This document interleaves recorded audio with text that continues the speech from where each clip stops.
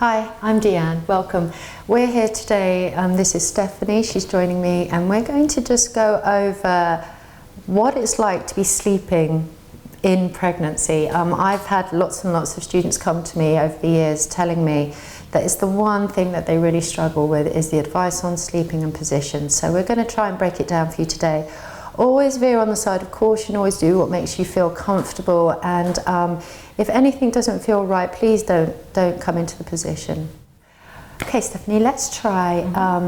So how many weeks are you again? You're 24 weeks. So you're at that kind of second trimester, energy is good, but the weight is starting to kind of come into the lower back a little bit. So we want to try and avoid that as much as possible. So your preferred side would be the left side, right, to sleep on. So why don't we come into that one? That's the most kind of like commonly advised side to sleep on, because of the main kind of artery that runs through the right side of the body. As you move through the pregnancy, as the weight and the pressure starts to increase down in that lower part of the pelvis, we can get really painful in the lower back, but also into our hips and into some of the kind of pelvic muscles, sciatic pains as well. So we're going to start off by asking you to come onto the mat and come onto your left side. So Stephanie's going to use a few bits and pieces which you can kind of collect from around your house, maybe a pillow, grab a blanket, roll it up. If you have any options of getting one of these bolsters or even a pregnancy pillow, then that's really advisable. It's a really good idea to try and help make you even more comfortable so you get some sleep. So lying on your left side, one of the most important things is to make sure that your upper body isn't thrown forward of your baby, so heart isn't forward of baby. So right now Stephanie's nicely stacked with her shoulders over her hips, heart centers in line with baby. I'm going to bring her a bolster so we can put the bolster in between the knees and the ankles. Thank you, Stephanie. Great. And we're just going to bring the knees up and underneath the baby so we can keep the lower back nice and long, having that feeling that the lower back isn't being pinched at all in the small of the back. Wonderful.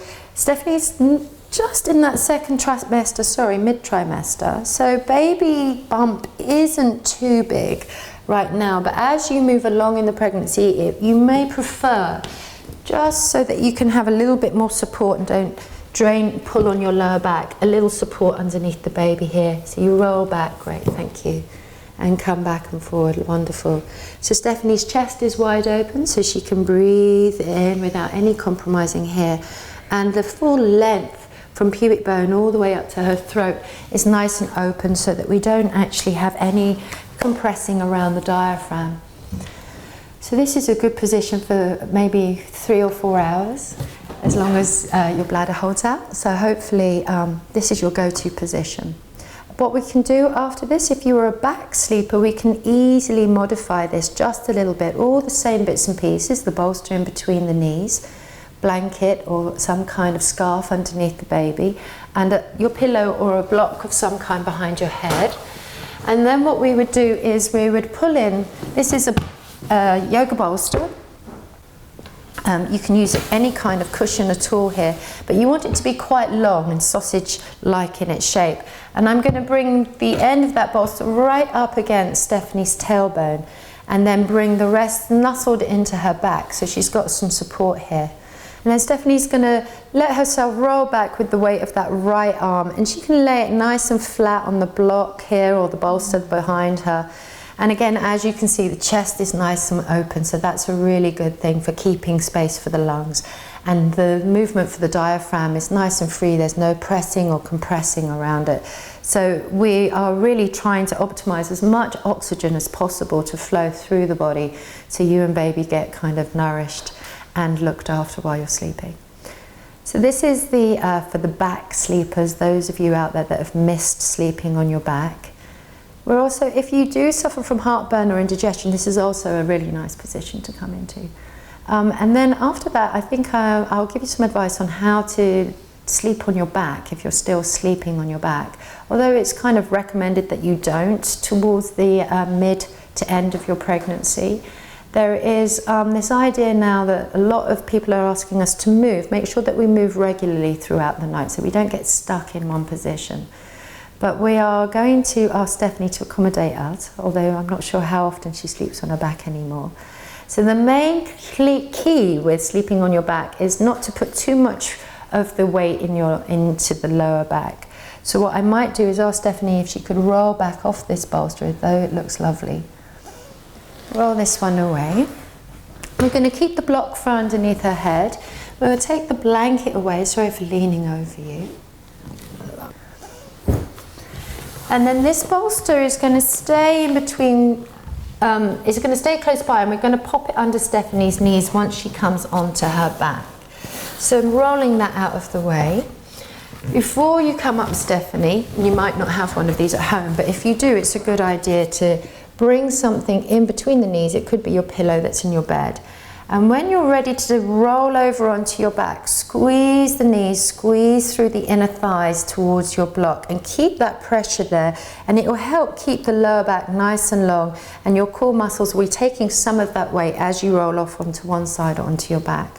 So Stephanie, when you're ready, I'm going to move out of the way here. If you could just start to come over onto your back, keeping knees together, bringing the soles of the feet nice and flat onto the floor.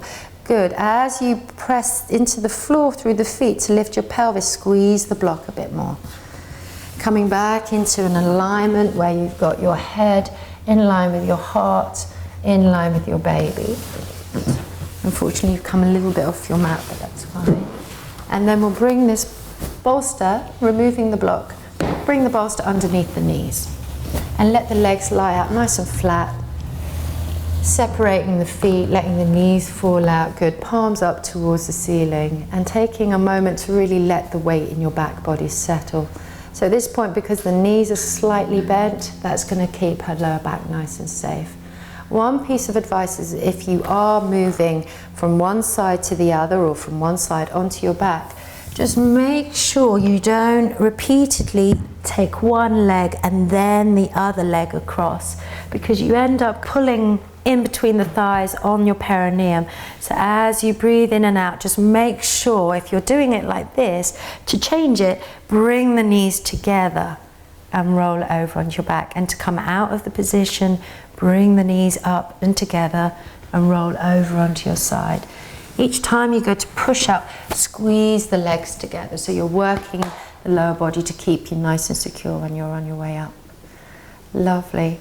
And then one final piece de la resistance, and this is really much for the later part of your pregnancy when you just struggle to get any really comfortable positions, is this one where we call it the goddess pose. And it takes a little bit of kit. We're going to be using a bolster, 2 of these foam blocks and 2 cork blocks and a blanket.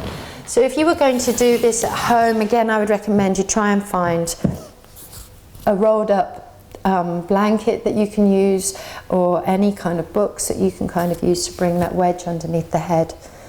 Right, Stephanie, you ready? We're going to move you. So if I could ask you to draw your knees in one at a time towards your chest, and to roll out of the position. I'm just going to pop that back in between the knees. And when you're ready, roll over onto your left side, bringing feet nice and flat, turning the head. Wonderful. And when you're ready to push up out of the pose, again, a little bit of effort to squeeze into that block, keeping that lower back nice and steady. So we're going to arrange the following. 1 block on its tallest, 1 on its side, and then you grab your bolster, pop it so it lays as flat as you can onto the bolster. This back end here is going to be holding the weight of your head. This is going to be the main part of your spine is resting down here, so we want to make sure that you feel steady. The blanket is just to bring a little bit of extra cushioning under your sitting bones and coccyx and tailbones in case that's feeling a little delicate. And these 2 are for us to rest our hands onto. So Stephanie, why don't you come and sit as close as you can, nestled up against the very front edge of your bolster.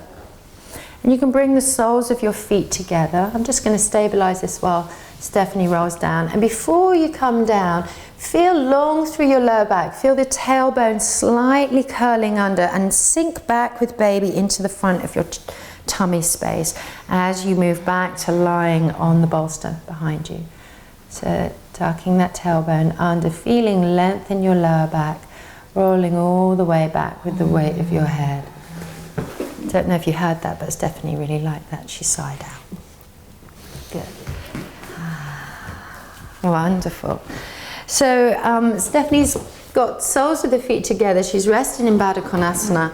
If for you, you know that this area in between the thighs and the groin is a little bit tight and that pulling would be uncomfortable for you, please feel free to straighten the legs out so that they're nice and long and that there's no pulling through the inner thighs. So Stephanie, would you just demonstrate that for me? If you take the legs out nice and straight. Wonderful. Letting the feet fall out to the side, having a little space in between the tops of the thighs.